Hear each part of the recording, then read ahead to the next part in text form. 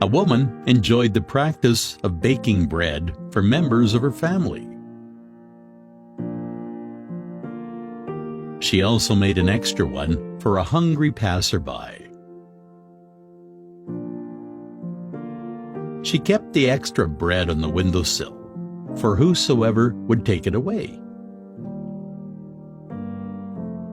Every day, a hunchback came and took away the bread. Instead of expressing gratitude, he muttered the following words as he went his way. The evil you do remains with you. The good you do comes back to you. This went on day after day. Every day, the hunchback came, picked up the bread, and uttered the words, the evil you do remains with you. The good you do comes back to you. The woman felt irritated.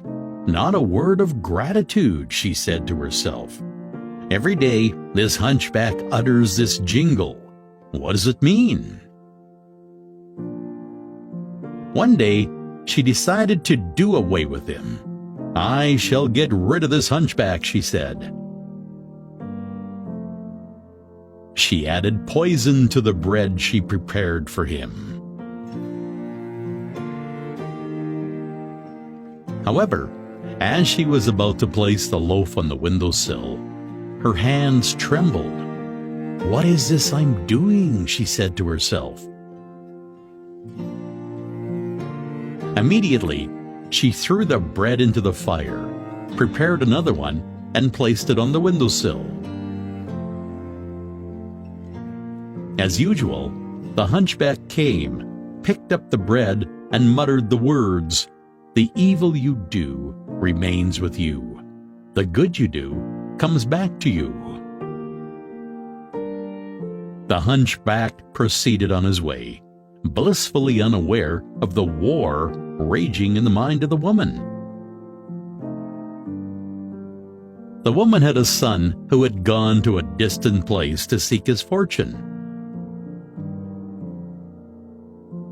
For many months, she had no news of him, and she prayed fervently for his safe return. That evening, there was a knock on the door. As she opened it, she was surprised to find her son standing in the doorway. He had grown thin and lean. His garments were tattered and torn. He was hungry, starved, and weak. As he saw his mother, he said, "Mom, it's a miracle I'm here." While I was but a mile away, I was so famished that I collapsed.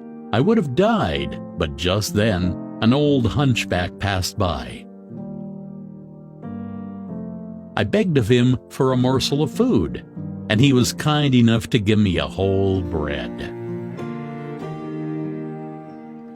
As he gave it to me, he said, "This is what I eat every day. Today, I shall give it to you, for your need is greater than mine." As the mother heard those words, her face turned pale. She leaned against the door for support. She remembered the poisoned bread that she had made that morning. Had she not burnt it in a fire, it would have been eaten by her own son, and he would have lost his life. It was then that she realized the significance of the words, "The evil you do remains with you. The good you do comes back to you."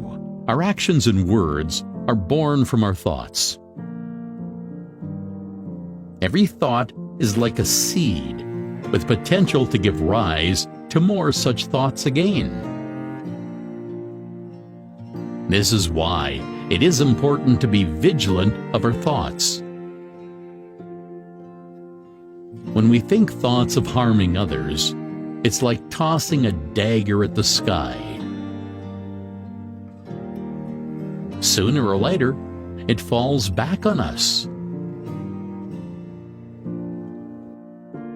When we think thoughts of supporting others, it's like tossing fragrant flowers at the sky. Sooner or later, they return to adorn us.